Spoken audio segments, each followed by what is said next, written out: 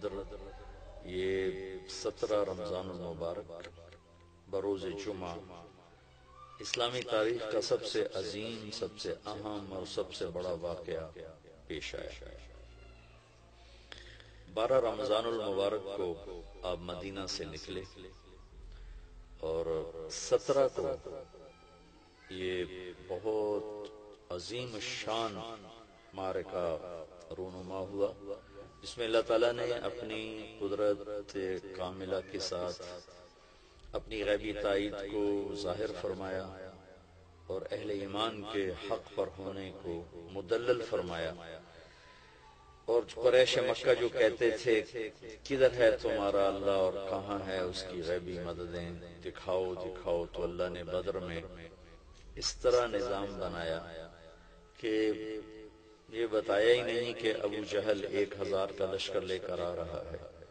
ابو سفیان کا 40 آدمیوں کا قافلہ تھا، اس کو پکڑنے اور ان کا مال ضبط کرنے کے لیے یہ حضرات نکلے 313۔ اور یہ عجب مناسبت اور موافقت ہے کہ صحابہ 1,24,000 ہیں اور انبیاء علیہ السلام بھی 1,24,000 ہیں۔ پھر انبیاء میں رسول 313 ہے اور جنگ بدر کے صحابہ بھی 313 ہے۔ یہ مناسبت میرے اللہ نے قائم فرمائی، اور جیسے انبیاء میں رسول سب سے اعلیٰ اور سب سے افضل ہیں، ایسے ہی جنگ بدر کے صحابہ 313، 1,24,000 صحابہ ان تمام میں افضل ہیں۔ بلکہ ایک اور حدیث پیش کرتا ہوں۔ جبریل نے ایک دفعہ اللہ کے نبی سے عرض کی، یا رسول اللہ، آپ کے صحابہ میں سب سے افضل کون ہے؟ تو آپ نے ارشاد فرمایا کہ جو جنگ بدر کے شریک ہیں وہ سب سے افضل ہے۔ تو جبریل نے عرض کی، یا رسول اللہ، ملائکہ میں، فرشتوں میں جن فرشتوں نے جنگ بدر میں شرکت کی وہ 7 آسمان کے فرشتوں میں سب سے اعلیٰ اور سب سے افضل فرشتے ہیں۔ اس کو اللہ تبارک و تعالی نے ایک معجزاتی معرکہ بنایا، ظاہر فرمایا۔ سارے لشکر میں 2 گھوڑے تھے، 8 تلواریں تھیں، 60 نیزے تھے، اور سامنے 300 سوار تھے، 700 تلواریں تھیں، سب نیزہ بردار تھے، تیر انداز تھے، پورے کیل کانٹے سے لیس ہو کر آئے تھے۔ اور یہاں پتہ ہی نہیں تھا کہ آگے مقابلہ کس سے ہو رہا ہے۔ تو جب جمع آمنا سامنا ہوا تو پھر آپ نے صحابہ سے رائے لی کہ بھئی اب بتاؤ اب کیا کیا جائے۔ تو ابوبکر رضی اللہ تعالیٰ عنہ نے کھڑے ہو کر عرض کی، یا رسول اللہ، ہم آپ کے ساتھ ہیں، جو آپ فرمائیں گے اسی کے مطابق ہو۔ آپ نے پھر دوبارہ فرمایا، یا رسول اللہ بتاؤ بھئی کیا کیا جائے۔ تو عمر رضی اللہ تعالیٰ عنہ نے عرض کی، یا رسول اللہ، ہم آپ کے ساتھ ہیں، جو آپ حکم فرمائیں۔ پھر آپ نے کہا بتاؤ بھئی کیا کیا جائے۔ تو اس پر سعد بن معاذ رضی اللہ تعالیٰ عنہ کھڑے ہوئے، یہ انصاری صحابی ہیں مدینہ کے۔ تو کہنے لگے، یا رسول اللہ، لگتا ہے کہ آپ ہماری رائے لینا چاہتے ہیں مدینے والوں کی۔ تو یا رسول اللہ، ہم آپ کے حکم کے تابع ہیں، سالم من شئت وحارب من شئت۔ آپ جس سے آپ ہمیں لڑائیں گے لڑیں گے، جس سے صلح کروائیں گے صلح کریں گے۔ وقت حبال من شئت، جس سے آپ ہمارے تعلق توڑیں گے ہم اس سے اپنا تعلق توڑ دیں گے۔ سل من شئت وقت حبال من شئت، جس سے جوڑیں گے جڑ جائیں گے، جس سے توڑیں گے ٹوٹ جائیں گے۔ آپ ہمیں حکم دیں تو ہم انشاءاللہ آپ کے ساتھ ہوں گے اور آگے بڑھ کے ہوں گے، اور ہم میں سے ایک بچہ بھی پیچھے نہیں ہوگا۔ آپ ہمیں فرمائیں سمندروں میں کود جاؤ تو ہم کود جائیں گے، برق جماعت تک اپنے گھوڑے دوڑاتے چلے جاؤ، اونٹ دوڑاتے چلے جاؤ، ہم دوڑاتے چلے جائیں گے۔ آپ کا چہرہ کھل گیا۔ سعد بن معاذ سے پہلے ایک اور صحابی ہیں، ان کے بعد یاد آ گئی، مقداد بن اسود رضی اللہ تعالیٰ عنہ کھڑے ہوئے کہ یا رسول اللہ، آپ پوچھ رہے ہیں بار بار، تو اذا لا نقول كما قالت بنو اسرائیل اذهب انت وربك فقاتلا انا هاهنا قاعدون۔ تو پھر ہم موسیٰ علیہ السلام کی قوم کی طرح یہ نہیں کہیں گے کہ آپ جائیں اور آپ کا رب جائے اور جا کر لڑے، ہم تو یہ بیٹھے ہیں، بلکہ ہم یہ کہیں گے اذهب انت وربك فقاتلا نحن معاك مقاتلون، آپ چلیں آپ کا رب، ہم آپ کے ساتھ ہیں، آپ کے آگے بھی ہوں گے، لڑیں گے، پیچھے بھی لڑیں گے، دائیں بھی لڑیں گے، بائیں بھی لڑیں گے، اور آپ پر قربان ہوں گے، ہم میں سے ایک آدمی پیچھے نہیں رہے گا۔ تو یہ ایک عجیب و غریب واقعہ ہے تاریخ کا، اسلامی تاریخ کا۔ اور شہدائے بدر شہداء میں سب سے افضل شہداء ہیں، اور شرکائے بدر تمام صحابہ میں سب سے افضل صحابہ ہیں۔ اور اللہ کے نبی صلی اللہ تعالی علیہ وسلم نے ارشاد فرمایا کہ اللہ تعالیٰ نے میرے بدر کے شریک صحابہ کو یہ فرمایا ہے، افعلوا ما شئتم فإنی قد غفرت لکم، کہ اے اہل بدر جاؤ جو مرضی کرو، میں نے تمہاری بخشش فرما دی۔ یہ صرف اس 313 کے مجموعے کو یہ دولت حاصل ہے۔ اور پھر ایک اور گواہی میرے اللہ کے نبی کی، جو کسی کے بارے میں یہ گواہی نہیں ہے، کسی کے بارے میں یہ بات نہیں ہے، کہ جب آپ نے اپنے لشکر کی قسم و پرسی دیکھی، اسباب کی قلت اور سامنے اتنا لشکر جرار، تو آپ نے مصلی بچھا لیا اور اللہ کے سامنے کھڑے ہوئے اور رونا شروع کیا، اور ایک بات کو بار بار دہرایا، ان تہلک هذه العصابة فلن تعبد۔ اللہ اکبر، اللہ اکبر، اے میرے رب اگر تو نے انہیں ہلاک کر دیا تو پھر دنیا میں تیری بندگی کبھی نہیں ہوگی۔ اللہ اکبر، اللہ اکبر، اے میرے رب اگر تو نے انہیں ہلاک کر دیا تو پھر تیرا نام لینے والا کوئی نہ رہے، لن تعبد، کبھی بھی تیرا نام لینے والا کوئی نہ ہوگا، کبھی بھی تیری بندگی نہیں ہوگی۔ اتنی بڑی گواہی آدم کی نسل میں آج تک نبیوں کے بعد کسی کے لیے نہیں دی گئی، جتنی بڑی گواہی میرے اللہ نے کہ نبی نے ان صحابہ کے بارے میں دی کہ لن تعبد، پھر میرے مالک پھر تیرا نام لینے والا کوئی نہ رہے گا۔ اللہ اکبر، اللہ اکبر۔ تو شرکائے بدر وہ عظیم لوگ ہیں جن کے ذریعے سے تاریخ کا رخ مڑا، جن کو اللہ کی طرف سے سب سے اعلیٰ ہونے کی خوشخبری ملی، جو مرضی کریں بخشش کی خوشخبری ملی۔ آج کا دن میں بیٹھا تو اعتکاف کی بات کرنے کے لیے تھا، لیکن ایک دم وہ 17 تاریخ یاد آئی تو میرا جی چاہا کہ میں آپ کے سامنے تھوڑا سا بدر بھی بیان کروں، کہ اللہ پاک نے ہمیں بہت خوبصورت تاریخ دی ہے، اور ہماری بدقسمتی ہے کہ ہم اپنی تاریخ سے ہی واقف نہیں ہیں، اپنے نبی سے واقف نہیں، اس کے صحابہ سے واقف نہیں۔ اللہ تعالیٰ نے جیسے نبیوں کو چنا 1,24,000، ایسے ہی اللہ نے اپنے نبی کے صحابہ کو چنا 1,24,000، اور آپ نے فرمایا اللہ اللہ فی اصحابی لا تتخذوهم غرضا من بعدی، دیکھو میں تمہیں خبردار کر رہا ہوں میرے صحابہ کے بارے میں اللہ سے ڈرنا، اللہ سے ڈرنا، میرے بعد انہیں تنقید کا نشانہ نہ بنانا، میرے بعد انہیں طنز و طعن و تشنیع کا نشانہ نہ بنانا، میرے بعد ان کے بارے میں کوئی گستاخی بے ادبی نہ کرنا، کہ فمن احبهم فبحبی احبهم ومن ابغضهم فببغضی ابغضهم، جو ان سے محبت کرے گا وہ مجھ سے محبت کرے گا، جو صحابہ سے بغض رکھے گا وہ مجھ سے بغض رکھے گا۔ یہ اتنی بڑی جماعت ہے کہ ان کی محبت کو اللہ کے نبی نے اپنی محبت قرار دیا، اور ان کے بغض کو اللہ کے نبی نے اپنے بارے میں بغض قرار دیا، اور اس میں یہ بدری صحابہ سب سے عظیم، سب سے اعلیٰ، سب سے برتر۔ تو اللہ تعالیٰ نے اپنی قدرت کو دکھایا کہ 313 کے ذریعے سے 1000 کو شکست ہوئی۔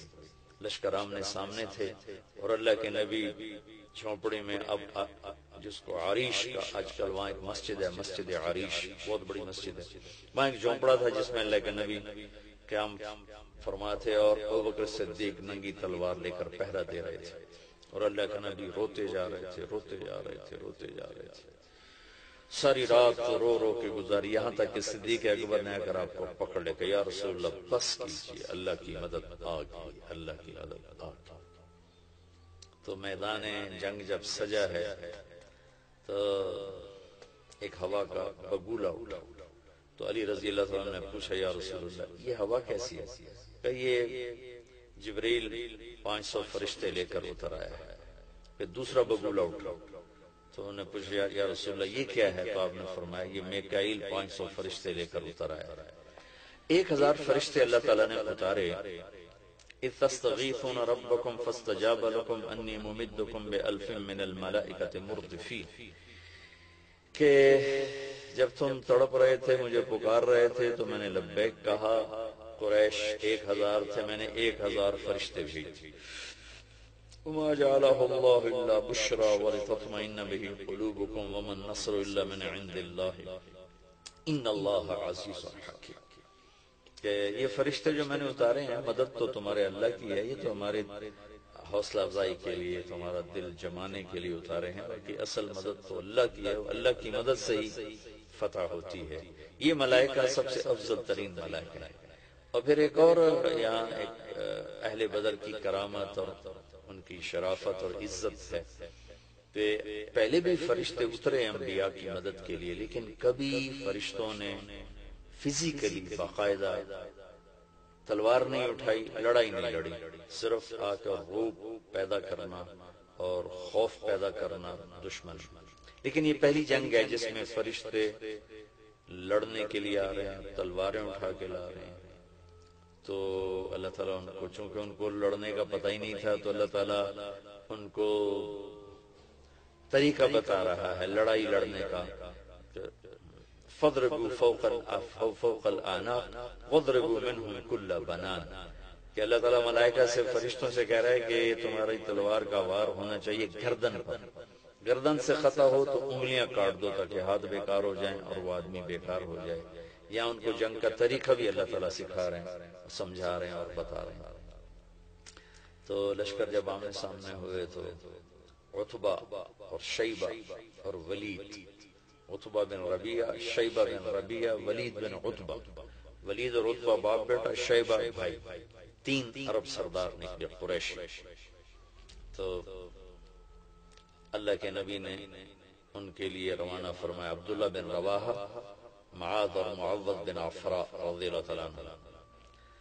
تو بڑا اکڑا ہوا کفر تھا قریش کا۔ عتبہ کہنے لگا، جب یہ سامنے آئے تو عتبہ نے کہا کون ہو؟ کہا ہم مدینہ والے ہیں۔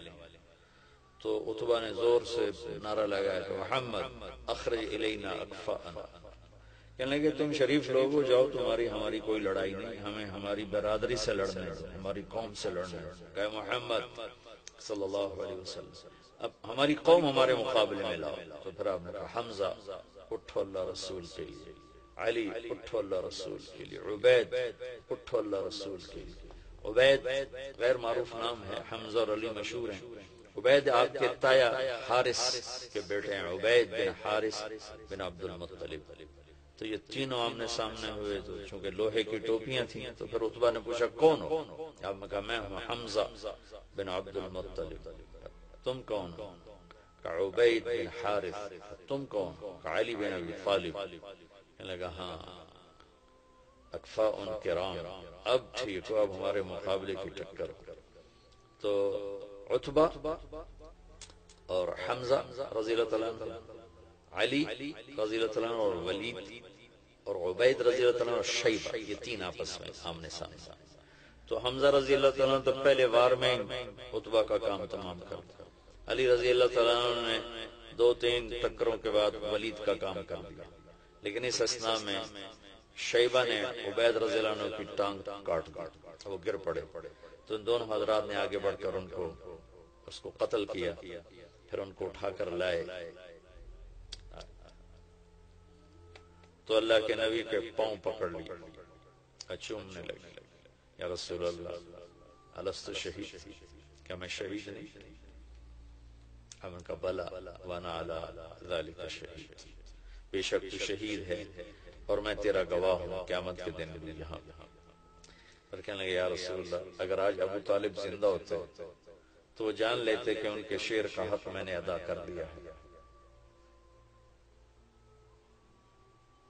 وَنُسْلِمُهُ حَتَّى نَصْرَ حَوْلَهُ وَنَذْهَلَ عَنْ أَبْنَائِنَا وَالْحَلَائِلِ، یہ ان کا قصیدہ ہے، قصیدہ لامیہ۔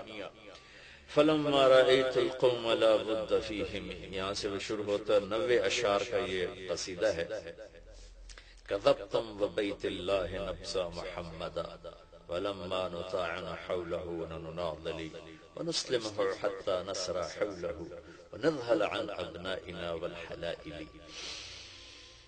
اسی کے اشعار ہیں وَأَبْيَضَ يُسْتَسْقَى الْغَمَامُ وَوَجْهُهُ ثِمَالُ الْيَتَامَى عِصْمَةٌ لِلْأَرَامِلِ يَلُوذُ بِيلُهُ اللَّهُ مِنْ آلِ حَاشِمٍ فَهُمْ عِنْدَهُ مِنْ نِعْمَةٍ وَفَوَاضِلِ.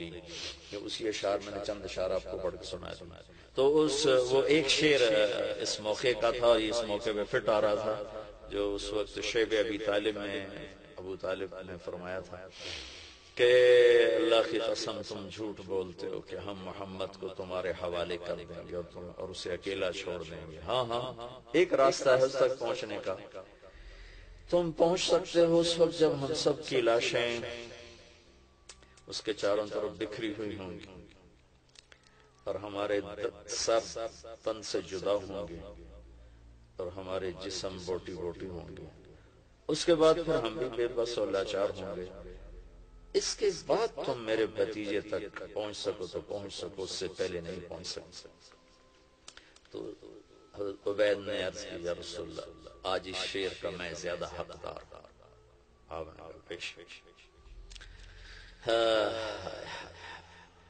اور اس کے بعد عام حملہ شروع ہو گیا.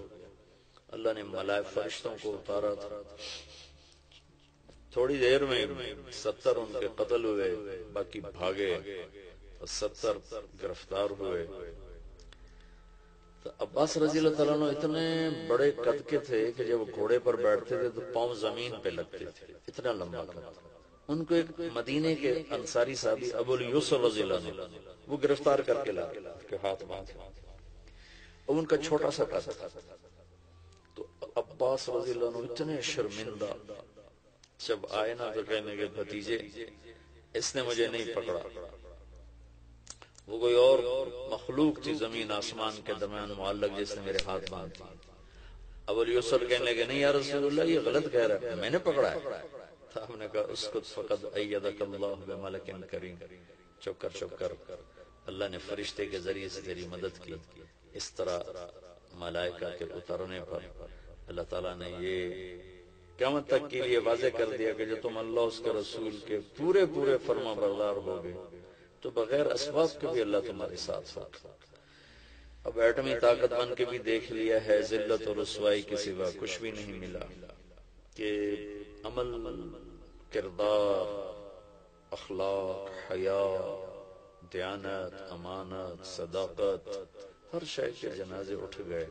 درندگی، آوارگی، فحاشی، بے حیائی، بددیانتی، ظلم و ستم، جھوٹ نے ڈیرے ڈال دیے. تو ایٹمی طاقت یہاں کیا کرے کہ عزت اور ذلت آسمان سے آتی ہے، ایٹم بنانے سے نہیں آتی. عزتوں کے فیصلے آسمان سے اترتے ہیں، ایٹم اب بنانے سے نہیں. ذلت کے فیصلے آسمان سے اترتے ہیں، لوڈ شیڈنگ سے نہیں.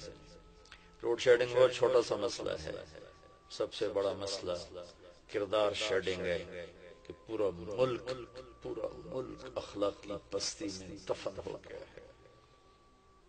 سچ ڈھونڈنے نکلو نظر ہی کوئی نہیں آتا، کوئی سچ بولنے والا ملتا ہی کوئی نہیں.